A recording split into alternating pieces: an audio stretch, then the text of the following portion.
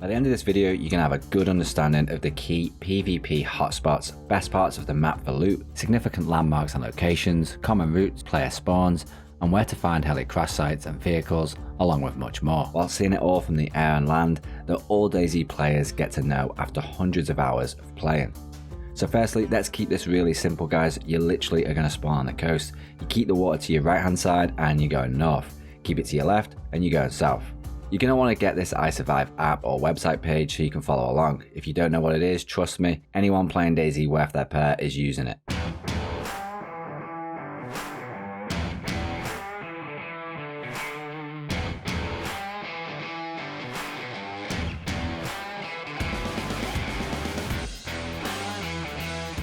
So starting off with a rather less likely spawn, your first look at an airfield is Balota. If you get a southern spawn and fancy your chances in the deep south, it's usually fairly empty compared to other airfields. However, you still have to dart in and out and be on your A game, but you do have a chance at some very nice starting gear. Plus, a good route to take with such a southern spawn is to hit up Pavlovo military base by travelling a little bit northwest, but the entire facility is covered in persistent toxic gas that's lethal without a complete set of NBC clothing and plenty of filters. Your best bet for the equipment is to loot military bases, checkpoints, hospitals, clinics, or even sometimes zombies themselves. Moving on to your next spawn as we start heading north is maybe the most talked about spot in Chernarus. This is your big boy city of the map, people. All Chernarus visitors have spent ridiculous amounts of time venturing down the coast to get here for some dirty southern PvP, and hopefully a good loot before heading inland. You've got 3 towns with high-rise flats surrounding the city that you can see out your left window here above the tree line. Key spots and landmarks to help navigate are the fire station, the church with a well right next to it, the fucked up hotel, the police station, and the hospital. Next to Cherno, just up the road, is Electro, where freshies go to die. She's a town, but a decent one at that, and again, high threat level, but a good chance of getting early starting gear, with a police station, hospital, and fire station, all within close proximity, so watch your pockets for thirsty freshies. You'll hear a lot about these 2 spots through your time in this region, trust me. Just up ahead here is another spawn called Kamishovo. She's small and petite, but she'll look after you. Check out the police station for some early firearms and gear, hit up the water pump, then head into Electro for a gamble at the big leagues. And if you look out your window here, you will see Skalisti Island with some potential tier 2 loot and an opportunity to work on that breaststroke. Further north again, we got Solnichny. A little bit more of an arse on it this time, so make sure to check out the general store and medical center for some decent early loot before deciding on heading north or south. Next is Nizhny. Ignore this and just keep heading north. He's not too big and not too small. He's got a hospital, medical center, 3 stores, 2 police stations, you name it, he's got it. And it's a perfect spot to set off from if you're looking at making your way to possibly the most iconic spot in Chernarus, Northwest Airfield. But more on that later. A short walk further north is Riffy the Shipwreck. A bloody epic day out with the kids, but expect to be shitting out every office for days as Riffy is contaminated as fuck and you'll need specialist equipment to make it worthwhile, but the loot on a good day can be badass.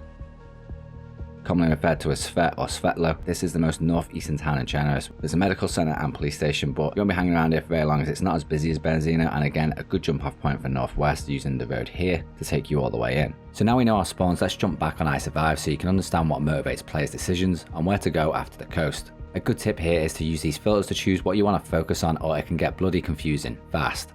So we have tiers 1 to 4 and unique, and this is why naturally a lot of players tend to get enough kit from the coast in tier 1 to survive the elements and defend themselves before heading inland for that higher tier loot. There are 2 persistent toxic areas that we've already looked at, and the rest being random, that the majority of are in the west, but keep an eye on these toxic areas, especially if you plan on building a base somewhere. Similar to toxic areas, a large portion of the west is where the random heli crash sites will spawn, and when keeping an eye out for predators that again are mostly very deep west and far north of the map, still keep an eye out when heading west from Northwest Airfield and Berezino, as it doesn't take long to possibly come across them. With vehicle spawns, however, it's the likes of built up areas that are your best bet. However, as you can see, they're pretty scattered across the map depending on what type of vehicle you're looking for, as the 4x4s are commonly more rural areas and regular cars more in towns, etc. But with the truck, it's pretty scattered, possibly anywhere across the map. Note, however, you aren't guaranteed to actually find a vehicle at each one of these spawn points.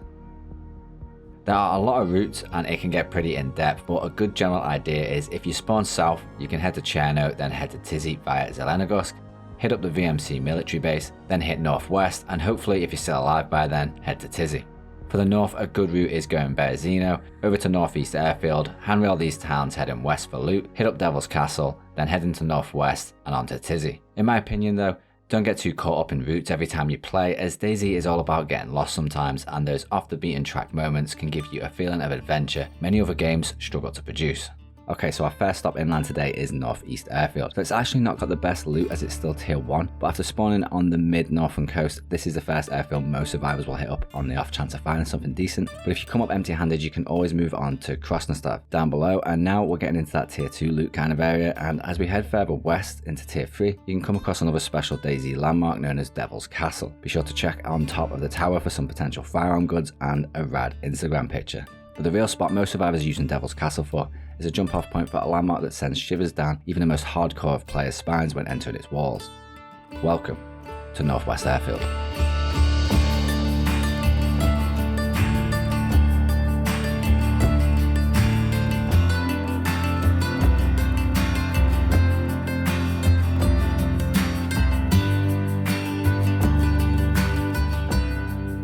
If you want night vision goggles, M4s, AKMs, you name it, and plenty of PvP action from the Ghillie boys, this is your spot. You got the barracks in the southwest, the industrial in the southeast, you got the midwest area and the mid-east area with the main tower. At the end of the runway, you've got the northern tents, and watch out for these wood blocks, guys. The walking carnivores get off on sending people back the coast here. Just past the tents and a wood block is Bash, and if you've got the balls the size of Chernarus, the radio tower is actually worth checking out. North of Northwest Airfield is Tizzy, a military base and another very popular area for usually highly geared players. Expect a gunfight here and be on your A game, but the loot is going to be pretty high tier badass again. M4's the lot. This is your endgame loot area as far as tiers goes. And just a little tip on when entering these PvP areas, try and come in from angles that are concealed on the approach, as it's always likely someone has an eye on these high tier loot spots. Heading back south now, you've got plenty of potential loot and less chances of bandits. This is where you're going to find people setting up bases far away from PvP areas or nothing to lose freshies. Zelenogorsk can get a few visitors from time to time, and it's not a bad spot on the map to settle down and build a base. And there we have it,